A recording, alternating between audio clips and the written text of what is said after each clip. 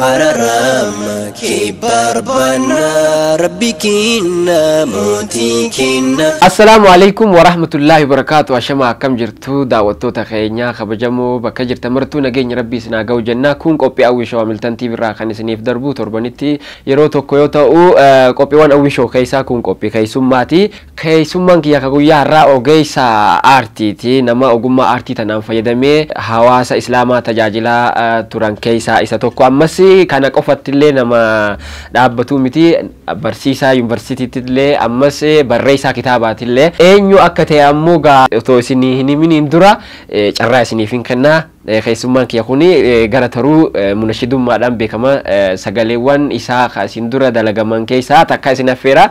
Yaa Rabbi keenya yoo musii qabna kan nama hin ganne kan jedhu mee yoo danda'e sagalee isaa yaa Rabbi keenya yoo musii qabna kan nama hin ganne ilaahi summa abdanna ya mawla jetti nashidaan tuni hedduu dhagayamti. Nashidaan tun tan eenyuti namni nashidaa kana baase eenyu akka ta'e carraa isinii kennaati yaala namni dursee harkate immoo badhaasa qaba immoo badhaasa gara keessaatti naasoyna.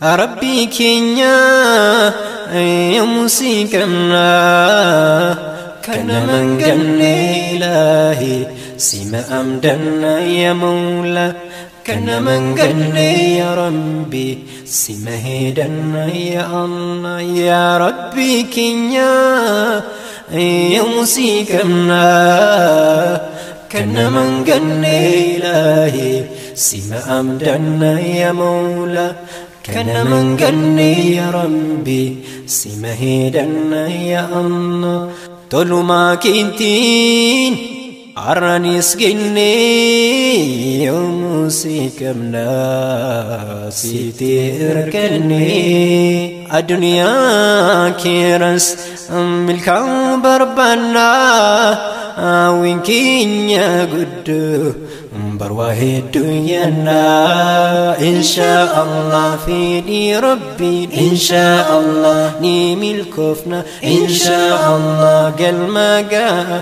inshaallah yani kina ararama kibar bana rabbi kina muti kina sidibina sitidina si imale Egaa daawwattoota keenya kabajamoo keessummaan har'a isinii qabadhee dhufe akkuma dura carraa isinii kennamu namni hedduun illee beektanii jirtanii kan hin beekne illee jirtanii walumaa galatti warri beeytanii kan hin beekne immoo har'a bartan jechuudha. Obboleessa keenya kabajamaa Munshid Jamaal Mangistuuti kan hin qabadhee isinii dhufe. Warri Jamaal Mangistu jettan harkattanii jirtan jechuudha. Har'a keessummaa godhee kanin isinii fide Munshid Jamaal Mangistuuti. Gara isaatti isin dabarsa. Munshid Jamaal Mangistu baga nagayaan gara qophii Awwii Show dhufte isin jaa duraan dursee. Ayee galatoomii. Bismillahirrahmanirrahim. Alhamdulillahi rabbil alamin. Assalatu wassalamu ala rasulillah sallallahu alaihi wasallam. Qophii kanarratti keessummaa gootee waan affeerteef hedduu galatoomii isin jechuu barbaada. Hedduu si galateeffadha. Mee amma daawwattoota qophii Awwii Show'tti achi garagalteeti akka haaraatti wal bartan jechuudha. Warri asiin dura Munshid Jamaal Mangistu ta'uu kan si beekullee akkuma jirutti ta'e warri haaraa si baruu jirulleen akka haaraatti akka wal bartan mee maqaa kee irraa kaasitii bakka itti dhaatteef guddattee maal irraa akka jirtu yeroo ammaa kana itti kadeemnu ta'a maqaa kee irraa eegallaa jechuudha. Maqaan kiyya Jamaal Mangistu Dawaanoo jedhama. Kan itti dhaladhe godina Arsii lixaa magaalaa Dodolaati. Barumsallee kutaa tokkorraa kutaa 12 achuma magaalaa Dodolaatti baradhe. Ergasii yuunivarsiitii Finfinnee seenee digirii koo kan jalqabaa yuunivarsiitii Finfinneetti fudhadhee ergasii ammas digirii lammaffaallee hojjechaatiin jira. Mee ati wanni hawaasni hedduu ittiin si beeku maal? Akkuma tu jette artiin hanga takka nama beeksisa. Wanti guddaan immoo hojii qofa osoo hin taane wanti ati hojjettu si beeksisa. Bilas hojjenneef osoo hin taane noormaalii hanga takka yaalee jira. Kaa'amni hojjetaa jiru yookiin immoo hojii amma hojjetaa jiru caalaa namni hanga takka nashidaadhaan na beeka jedheetiin yaada. Mee gara nashidaa kan yoom dhufte? Hojii nashidaatitti kan seene achi dura ani sirba hojjetaa ture. erga sirba dhiiseen booda gara nashidaa kan seene jechuun jalqaba yeroo sirba dhiisuu sanii dura gara waggaa 5 sirba hojjetaa ture. Ijoollummaa kootiin jechuu yeroo umrii ijoollummaa kootiitti sirba hojjetaa ture. Sirbi baaf bahee hawaasa bira ga'ee jiramu. Normaalii gara sirba 18 albamaaf qopheessee ture yeroo sanitti yeroo hojjedhu jechuudha. Xiqqaa ta'eetiin naannoo gara waggaa umrii kiyya gara waggaa umrii 12titti. Ijoollee xiqqaa ta'eetiin kan sirba hojjetaa ture. Ergasii booda normaalii yeroo sanitti qopheesseen ture. Albamaaf qopheessee ispoonsarii argadheen ture. Baasuudhaaf jechuudha. Sagalee reekoord goote? Rikaardi godhee ture. Garuu yeroo sirba hojjedhu sanuyyuu insalaata alhamdulillah rabbiin na laafsee insalaata ture. Garuu kan sirba dhiisuuf sababa naa ta'e salaatuma sanii. Walumaa galatti wanni aartii tun kan muuziqaas haa ta'u kan nashiidaas haa ta'u. Qeennu waan ta'e ijoollummaa makootiin jechuun umrii ijoollee yeroo barnootarra seen umrii gara 7 jechuudha. Ijoollee mataatiin sirba hedduu dhageeffadha. Bakka adda addaas deemaatiin iddoo sirbi jiru iddoo adda addaa deemaallee hordofaas ture jechuudha. Ergasii boodas aartii kan jalqabe normaalii dhageeffachuudhaan sirba dhageeffachuudhaan booda ofii kiyyaayyuu hojjechuu jalqabe. Nashiidaa dhiisuuf sababa kanaa ta'e immoo erga isa dhiiseen booda namnis maaliif hojii nashiidaan hojjenne akkasumaan jechuu jalqaba namni sirba keessatti na beeku jechuudha ijoolluma ta'eeti. Kaka'umsuma saniin ka'eetiin alhamdulillah nashiidaa hojjechuu jalqabe. Walaloo fi yaadaloo muuziqaa saniillee sirba barreessaa ture. Walaloolee ofumaa barreessaa ture yeroo sanitti. Kan namarraa fudhadhes jira yeroo sanitti. Eegas waan namni siin jedhe qofaaniin gara nashiidaa deebuu kajeelte moo waan si keessa uumame wayiiti jira? Kaka'umsi kiyya maalidha sirba hojjechuu. Duraaniin jechuu. Rabbiin alhamdulillah na laafisee hin dhiise. Ammas ammoo wanti sun sin dhiisu artiin jalqabde sin dhiisu. Kanaaf isa kan bifuma jijjiirteetiin gara deebuu yoo ta'e malee. Kanaaf garamitti akkamitti gara keeritti jijjiira waan jedhu ka'umsi sun keessa jira. Osoo hin dhiisayyuu jettee dhiistu sirba dhiistee jirta. Ati dhiistullee artiin sin dhiiftu. Kanaaf nashiidaan dargama bakka buusuu qaba jechuudha. Keessa kiyyatti waan keessa kiyya jiru waan ta'eef. Bara meeqa barree muuziqaa san hojjettee jechuun gara nashiidaas deebite? Ani yeroo bara 1997 xiqqaa ta'eetiin kan hojjetaa ture siin jedhe. 1997 umurii ijoollummaa kootiititti kan yeroo sanitti bifa albamaatiin ordardi ta'eetiin qophaa'uu dhabaatu malee akkasiin adeemeetiin kan inni jedhe. Hayya amma gara nashiidaa deebite jenna. Nashiidaa jalqaba ati hojjette. Bara kamitti hojjette? Nashiidaan jalqabatti hojjette moo maal? Ani akkuma sirba dhiiseen bara 2001 keessatti kan sirba dhiiseen. Akkuma siin jedhee dhiisuun baay'ee ulfaata sirba dhiisuun. Ulfaata ture. Yeroo sanii normaalii walaloos barreessaa ture walaloos barreessaa ture yaadannoo qaba kan walaloo irratti barreessu. Waraabaallee ture kaasetta duwwaa irratti. Waraabaa ture sirboota kiyyiin kan inni waraaba ture. Jalqaba erga walaloo erga dhiiseen booda kutuu qaba jedhee walaloo sanii maraa hin kukkuteetiin ka'ee ammas erga dhiiseera baay'ee walaloo kukkutee dhiisee ta'uu ibadde jedhee dhiiseera. Ergasiin booda garuu kaasettiin jira kaasettiin itti waraabessuun jira mana keessa. Amma ta'uu ibaddeera normaal jechuudha. Erga ta'uu ammallee qalbii tiyya keessa maaltu jira ammas hin dhufa sirban hojjedha waan jedhu jechuudha. Maaliif dhaara qalbii keessa walaloon silaa kukkutamee jira waan ta'eef kaasettiin jira kan waraabame jechuudha. Kan rikaardi godhu fi mana keessatti kan rikaardi godhe jira. Amma qalbiin kiyya isa hidhachuu jalqabde. Isa hidhachuu jalqabde. Ammas hin dhiisnee jedheetiin kaasetta sanis hin caccabsee ergasii booda rabbiin kadhanne haa ga'u qalbii kiyya osoo hin tasgabbooftee akkuma dhiiseen gara nashiidaatti deebite. Nashiidaan jalqabate hojjettee maal jettu? Nashiidaa kanaan achiin durallee kan paablik taate hin iraariin ni dabra kan jettu. Sagalee irra muuziqaa. Achiin dura garuu nashiidota biroo bifa aloomaatiinis qopheessee jira. Achiin dura nashiidaa kan jalqaba baafte sanaan duramu? Qopheessee jira jechuun hin baasne malee. Hin baafne kan lafa jiran? Bara 2013 keessa moo akkas. Eegasii rikeerdi taate hin iraariin jettu sana jechuudha. Isiisan ammoo erga kaampaasii seeneen booda haalli naa mijaate erga kaampaasii seenee achiin dura garuu albama qopheessee ture. Yeroo sanitti yeroo qopheessanitti haalli naa mijoofne itti dhiise jechuudha albama sun jechuun erga kaampaasii waggaa. Yeroo nashiidaa inni jettu kana kaampaasii keessa jirta? Nashiidaa jalqaba hojjedhu ni dabra kan jettu sani erga kaampaasii keessa seenee hojjedhe. Achiin dura garuu albama hojjedheen ture. Yeroo sanitti 2003 baani malee yeroo qabsoo musliima gaggeessaa ture sanitti albama qopheesseen ture baasuudhaaf kan yeroo sanitti haalli naa mijoofne itti dhiisee erga waggaa lama kutaa 11 xumureen booda jechuudha. Akkuma lafa jirutti ta'ee? Akkuma jirutti ta'ee nashiidaa biroo naxalaa hojjechuu jalqabe. Ayyee. Naxalaa hojjechuu jalqabe si'ammoo ni dabraa. Naxalaan jalqabaa sun immoo ni dabratamee sagaleedhaa irra nu buusi kaa daawwattoota keenyaaf. Ayyee galatoomii. Ni dabra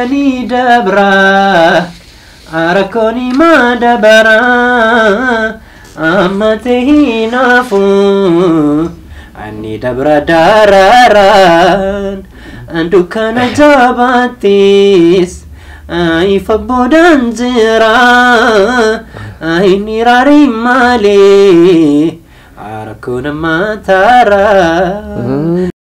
Bate Rabbu Majjara Ayin Sabsal Pani Kasa Serra Rakkom Boda Gammachu Jira Nashidaan nashidaa gorsa of keessaa qabdu ta nama jajjabeessitu ati uf jabeessuu fi nashidaa tana hojjette moo nama jabeessuudhaaf maali yaaddeeti nashidaa tana gaafa jalqaba baaftu?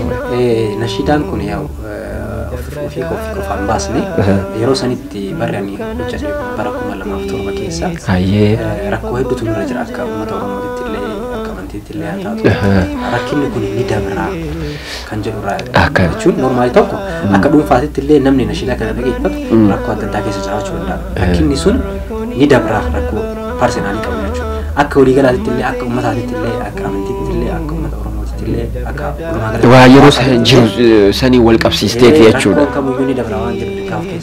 Ayyee sittiin deebi'a. Egaa daawwattoota keenya kabajamoo kan hordofaa jirtan qophii Awwii shootii qophii Awwii shoo keessaa immoo qophii keessummaati kuni keessummaan kiyya kaarraa Munshid Jamaal Mangistuuti. Namoonni akka tasaa kara boodaa dhuftan Munshid Jamaal Mangistuuti nashidaalee hedduu barreessee qopheessee sagaleessuudhaan warra hawaasa islaamaa tajaajilaa turan keessaa isa tokkodha. Ammas Munshid Jamaal Mangistu ogummaa aartii qofa osoo hin taane barsiisa yuunivarsiitiiti barreessaa kitaabaatiillee waan kitaaba isaa irraallee booda ka dubbannu ta'a jechuudha jidduudhaani. Kanaaf akkasitti beekaa jecha gara Munshid Jamaal Mangistuutitti osoo hin deebiin mee nashidaa inni amma sagaleedhaan nu jedhe tana isin affeereetiin walitti dachaana. Ni dabra arakoni ma dabra amate hinafu ni dabra dararan dukana jabatis ai fabodan jira ai nirari male arakona matara ni dabra arakoni ma dabra amate hinafu ni dabra dararan dukana jabatis ai fabodan jira ai nirari male arakona matara inni pati Rabbu Majjara Isa Salpani Kasa Serra Rakkom Boda Gammachu Jira Yadda inni si ofirra Hinjin kami Rabbu Majjara Isa Salpani Kasa Serra Rakkom Boda Gammachu Jira Yadda inni si ofirra Gudu fana matis Bodai majiti Dumi siddu matis Bodaro badanti Kana finirari Unduni dabarti Rakko taate hinaftu Boda furmaani nabamtu Ulfaati faagate mul'atus Bodani dhiyaatu Rabbi guddatumtu jabaatu Nufura waan nutti ulfaatu Dhiphachuuf yaada'uun hin taatu Obsaan tattaafatu Ni dabra darara Ni dabra darara Ni dabra Rakoni ma dabra Ni dema Cinka fi darara Ni dufa Gammachuun ni dufa Fedhi Rabbi gufta Rakkonarra lufa Ni dufa Gammachuun ni dufa fedhii rabbii gooftaan rakkoon har'a nafaa ni dabra rakkoon himaa dabra amma ta'ii naafu ni dabra dararaan dukkana jabaattis ifa boodaan jira ini rari malee rakkoon amma taara ni dabra rakkoon himaa dabra amma ta'ii naafu ni dabra dararaan dukkana jabaattis ifa boodaan jira ini rari malee rakkoon amma taara inni pate rabbuma jira isa salphani kasasarra rakkoon booda gammachuu jira yaada inni si ofirra injinkame rabbuma jira isa salphani kasasarra rakkoon booda gammachuu jira yaada inni si ofirra ربي ملكامو وانت دبري عديمو أراكم فركسانيس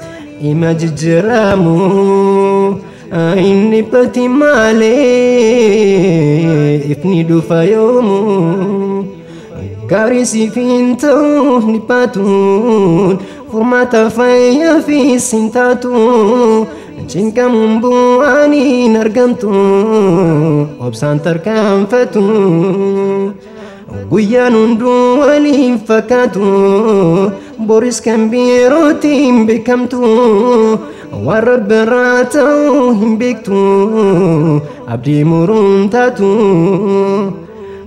ofiin dhiisiin abdii muraatiin barnii dabriitti ofiin dhiisiin abdii muraatiin barnii dabriitti ni dabra rakkoon himaa dabra ni deema cinqaa fi dararaan ni dhufa gammachuun ni dhufa fedhii rabbii gooftaan rakkoon har'a dhufa ni dhufa gammachuun ni dhufa fedhii rabbii gooftaan rakkoon har'a nafaa